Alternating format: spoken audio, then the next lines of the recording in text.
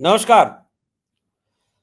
India गठबंधन की लिए अच्छी खबरें और उन लोगों के लिए लगातार खराब खबरें आती जा रही हैं, जो ये ताक में थे या इस शिकायत में थे कि इंडिया गठबंधन टूट जाएगा, बिखर जाएगा, खत्म हो जाएगा। लेकिन इंडिया गठबंधन लगातार मजबूत होता जा रहा है। सीट शेयरिंग के लिहाज से वो तमाम साझे समझौते, प्रेस कॉन्फ्रेंस होती जा रही हैं, जिनकी घोषणाओं से सत्ताधारी दल थोड़ा बेचैन तो जरूर होगा कि सब लड़ रहे थे, सब बिखर रहे थे, लेकिन लड़ते-लड़ते सब एकजुट भी होते चले जा रहे हैं। और अब आज की वीडियो में जिस विषय पर हम बात करने जा रहे हैं, वह विषय तो ये है कि अब ऐसा कहा जा रहा है कि यहां पर इंडिया गठबंधन में बसपा को भी उत्तर प्रदेश में शामिल करने का न्योता भेजा जा रहा है। बहुजन समाज पार्टी। अब यह बात दीगर है कि बहुजन समाज पार्टी की तरफ से एकाधिक बार इस बात की सार्वजनिक घोषणा की जा चुकी है कि वो अकेले चुनाव लड़ेंगी।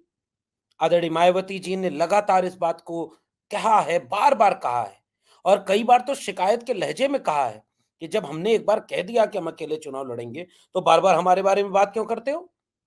लेकिन फिर भी आज कुछ खबरें ऐसी आई हैं जिससे ये इशारा मिल रहा है कि क्या आचार संहिता लगने के बाद बहुजन समाज पार्टी भी इंडिया गठबंधन का हिस्सा हो सकती है। आज की वीडियो में थोड़ी पड़ताल इस बातचीत की करेंगे। इस बहाने इंडिया गठबंधन की मजबूती के बारे में हम बातचीत करेंगे। अब अगर शुरू करें, इस बात को ऐसे शुरू करें कि क्या हो रहा है। अब आज जैसे उत्तर प्रदेश में पर्चा लीक होने के बाद डिप्टी सीएम डीसीएम कहते थे कि जो पर्चा है, कुछ पर्चा वर्चा नहीं लीक हुआ है, सब अखिलेश यादव करवा रहे हैं, ये करवा रहे हैं, वो करवा रहे हैं, लेकिन अब पर्चा रद्द हो गया। पर्चा रद्द हो गया। बीजेपी परेशान। उधर किसान आंदोलन चल ही रहा है, जिसकी खबरें मीडिया के जरिए भले दबाई जा रही हूँ, ट्विटर हैंडल भले लोगों के सस्पेंड कर दिए जा रहे हो। जैसे मेरे चैनल की खुद एक वीडियो जो किसान आंदोलन पर हमने बनाई, उस वीडियो को डिलीट कर दिया यूट्यूब ने, उसको हटा दिया यूट्यूब से। ट्विटर पर या सोशल मीडिया पर आप किसानों के आंदोलन से जुड़ी हुई कोई भी बात लिखेंगे तो उसको चैनल वाले लोग हटा दे रहे हैं, खत्म कर दे रहे हैं। आंदोलन लेकिन मजबूत होता जा रहा है क्योंकि उसकी आवाज केवल भारत ही नहीं, भारत में बेशक दबाई जा रही है उन लोगों के द्वारा, लेकिन विदेशों में भी कई जगह इन बैठकों में और यूएन की बैठकों में भी इस बात पर सवाल उठ गया। बेचैनी बढ़ती जा रही है।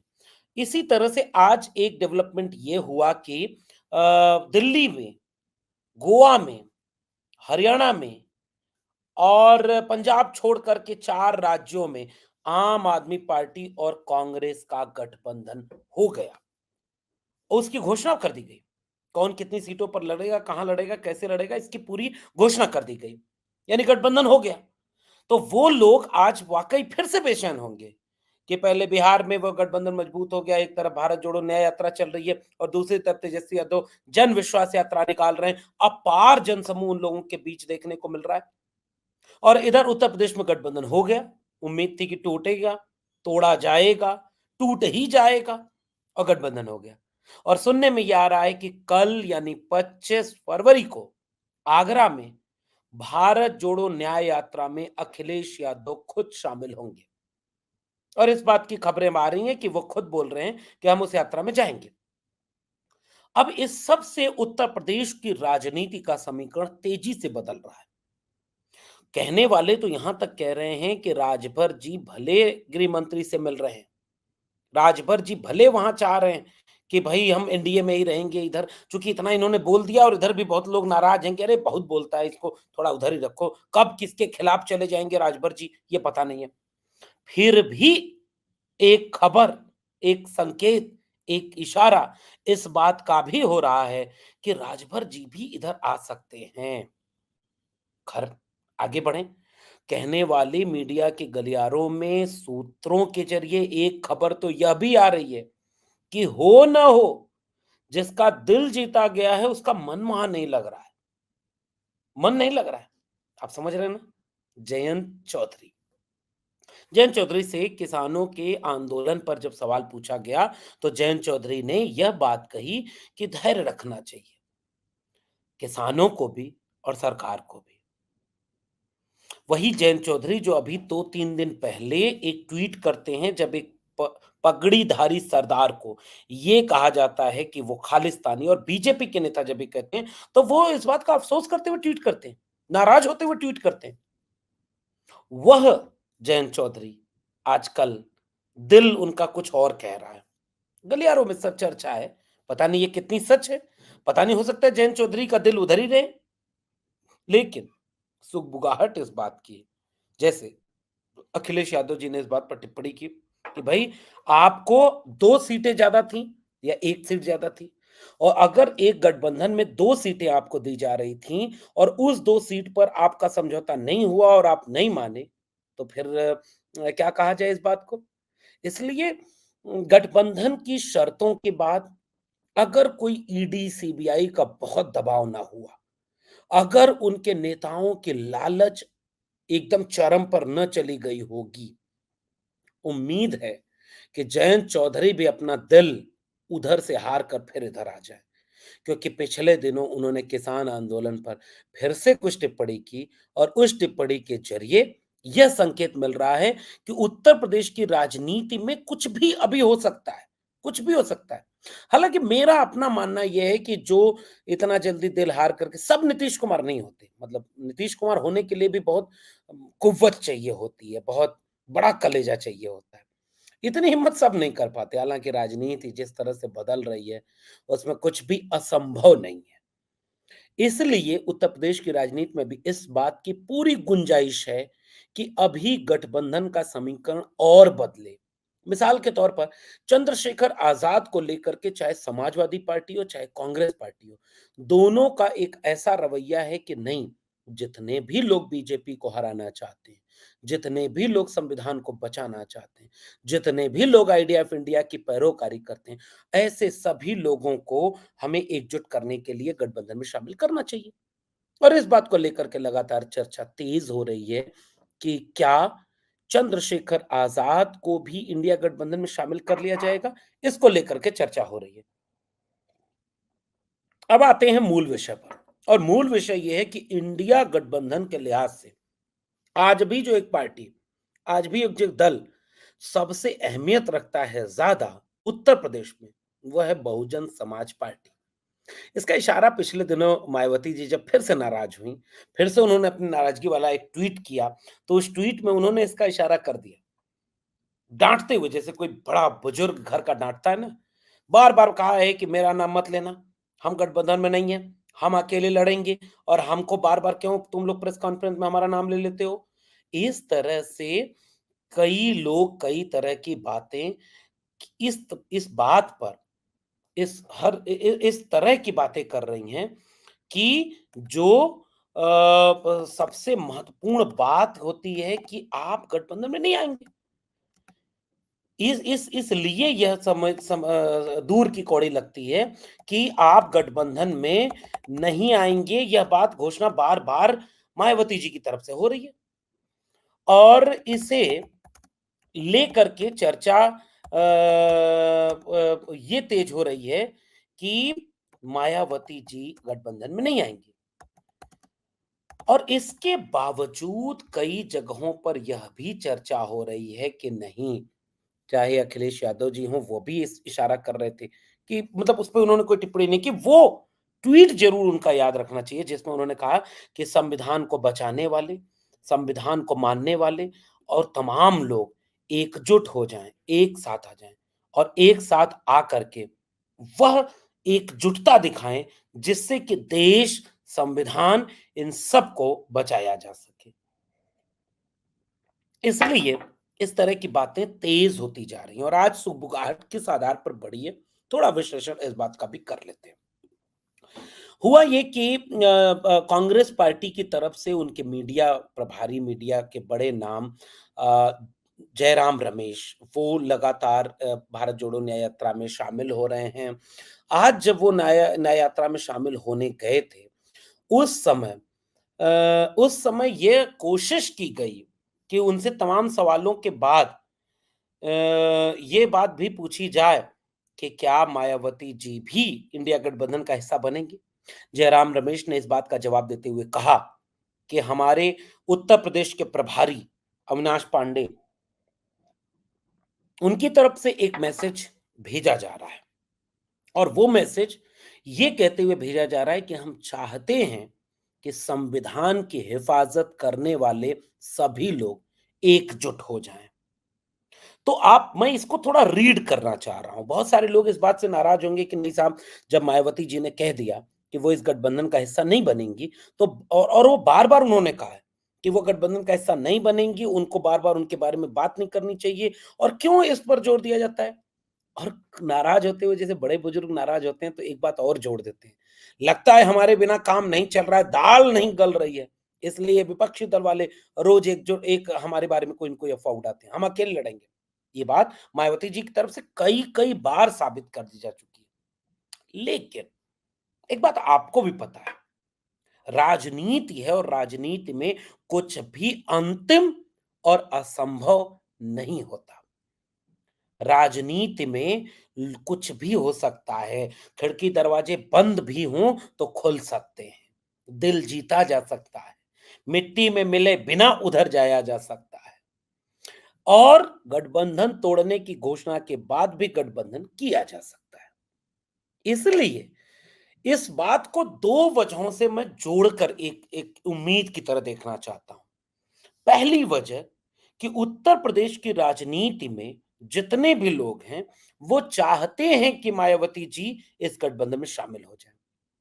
आप, फिर से कह रहा हूं, वो आप अखिलेश यादव जी का ट्वीट देखिए, जब उन्होंने कांग्रेस के साथ गठबंधन फाइनल हो गया, तो उस बात की घोषणा करते हुए जो ट्वीट अखिलेश जी ने किया, उसमें बाकायदे लिखा कि बाबा साहब डॉक्टर भीमराव अंबेडकर के संविधान की हिफाजत के लिए, डॉक्टर राम मनोहर लोहिया के समाजवाद की हिफाजत के लिए, देश के 90% पीडीए को उनका हक, अधिकार और न्याय दिलाने के लिए सभी लोग एकजुट हो जाएं। तो राजनीति में इशारे बहुत कुछ कहते हैं। अंतिम अंतिम तो सूचना तब होगी जब अंतिम में घोषणा हो जाएगी कि अलग अलग लड़ लिया तो लड़ लिया, तब हम मानेंगे कि हाँ, मायावती जी इसमें शामिल नहीं है।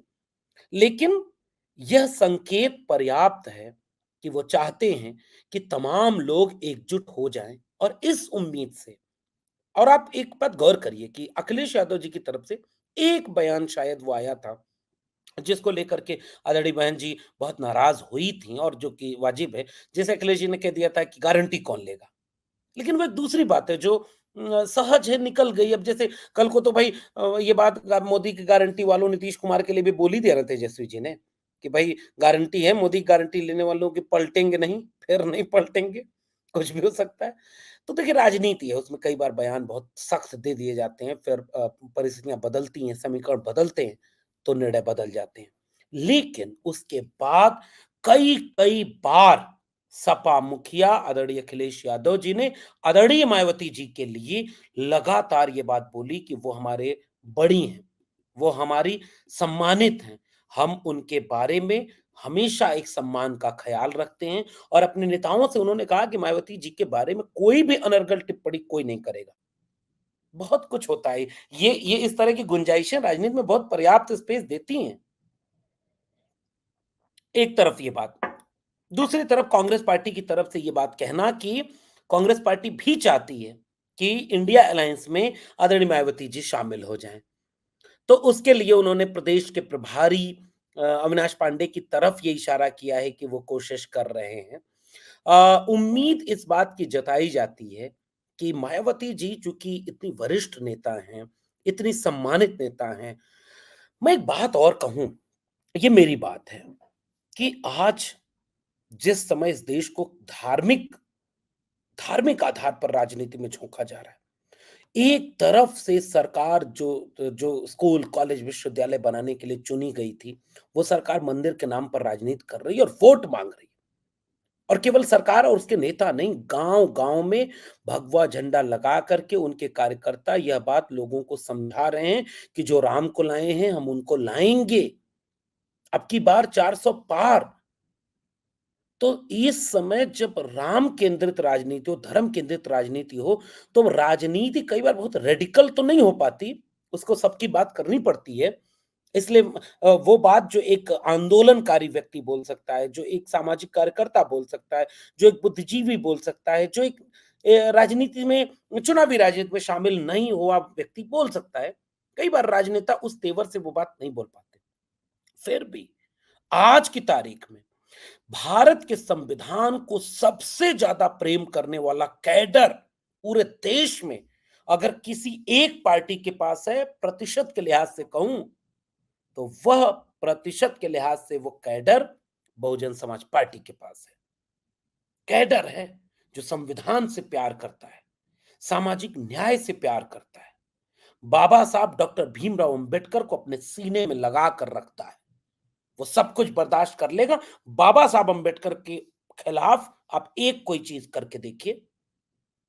तो जिस पार्टी के विचार में बाबा साहब अंबेडकर इतने गहरे बैठे हों, जिस पार्टी के कैडर के भीतर भारत के संविधान को लेकर इतनी मोहब्बत हो कि दुनिया की कोई एक पार्टी अगर है तो वो है बहुजन समाज पार्टी, जिसकी पार्टी की रैलियों में आज भी भारत का संविधान बिकता है और लोग उसे सीने से लगा कर ले जाते हैं। मेरा विश्लेषण ये कहता है, बार-बार मन ये कहता है कि तमाम मुश्किलों को किनारे करके, तमाम जोखिम उठाकर वो पार्टी का कैडर भी अपने नेता के ऊपर ये दबाव डालेगा और खुद उस पार्टी की सबसे बड़ी नेता आदरणीय मायावती जी एक पल ये जरूर सोचेंगी कि 24 का चुनाव सामान्य चुनाव नहीं है। मतभेद कांग्रेस से हैं, समाजवादी पार्टी से हैं, बहुत सारे मतभेद उन विपक्षी दलों से हैं जिनसे गठबंधन करना स्वाभाविक नहीं होता। इसलिए बहुजन समाज पार्टी कई बार निर्णय लेती है कि वो अकेले चुनाव लड़ेगी, लेकिन संविधान इन्हें बचेगा तो शिकायत किससे करेंगे? यह जो एक बात है और साफ दिख रहा है लोकतंत्र कितना खतरे में है, ये चंडीगढ़ के मेयर के इलेक्शन से लेकर के संविधान के मूल्यों, आरक्षण के खिलाफ की नीतियों, देश को बेचने, निजी हाथों में बेचने की नीतियों, दलित पिछड़े आदिवासियों के ऊपर हो रहा न्याय अत्याचार, 69,000 शिक्षक भर्ती मामला, पेपर लीक मामला, महंगाई, बेरोजगारी, कौन सी चीज ऐसी बची है जो संविधान को मजबूत करने की उम्मीद देती हो? ये सारी बातें संविधान को कमजोर करने की तरफ इशारा करती हैं।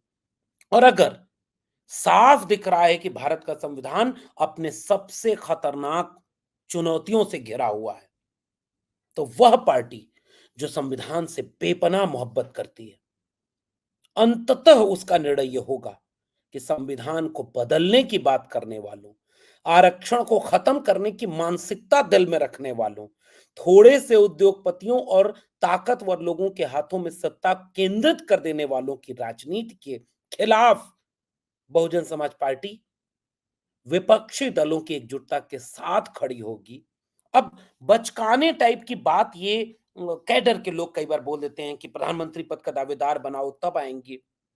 मुझे उम्मीद है कि अगर कायदे से उत्तर प्रदेश की सड़कों पर कल्पना करिए, आदरणीय अखिलेश यादव जी, आदरणीय राहुल गांधी जी के साथ बीच में कुर्सी लगा करके आदरणीय बहन जी की रैली हो गई, तो ये कितना बड़ा संकेत होगा। और तब केवल एक चीज अगर जिता सकती है बीजेपी को चुनाव, तो वो होगी ईवीएम। बिना उसके फिर बीजेपी जीत नहीं पाएगी और यह बात बीजेपी भी बखूबी जानती है, यह बात आदरणीय मायावती जी भी जानती हैं और यह बात विपक्षी दल भी जानता है। मगर यदि यह मौका चूक गया, यदि इस मौके पर भी प्रत्यक्ष या परोक्ष किसी भी तरह से, अब कल्पना करिए जयंत चौधरी को कौन समाज माफ करेगा, नीतीश कुमार को कौन अब अपने दिल में रखेगा? दिल में रखेगा तो हेमंत सोरेन को रखेगा, दिल में रखेगा तो तेजस्वी यादव को रखेगा, दिल में रखेगा तो अखिलेश यादव, राहुल गांधी को रखेगा। अभी भी इनकी पार्टियों का इम्तिहान बाकी है, बहुत सारी कमियां हैं, बहुत सारी मुश्किलें होंगी, बहुत सारी जगहों पर बसपा का इनसे मेल नहीं खाएगा, बहुत सारे मतभेद होंगे, बहुत सारी गलतियां होंगी, लेकिन कुछ चीजें ऐसी हैं कि वो भी अगर संविधान बचाना चाहते हैं और आप भी संविधान बचाना चाहते हैं, वो भी जाति जनगणना चाहते हैं और आप भी जाति जनगणना चाहते हैं, वो भी इस देश को, आइडिया ऑफ इंडिया को बचाना चाहते हैं और आप भी बचाना चाहते हैं, तो शायद आचार संहिता लगने के बाद और आदरणीय मायावती जी का अपना राजनीतिक जो निर्णय लेने का तरीका है, वो भी थोड़ा अलहदा है। मुझे उम्मीद है कि आदरणीय मायावती जी इस बात को सोचेंगी, समझेंगी और अगर ऐसा हुआ तो उत्तर प्रदेश ही नहीं, पूरे देश की राजनीति बदल जाएगी। आपका क्या मानना है नीचे कमेंट बॉक्स में ज़रूर बताइएगा। फिर मिलेंगे किसी और विशेषण के साथ, तब तक देखते रहिए 4 पीएम। बहुत-बहुत धन्यवाद।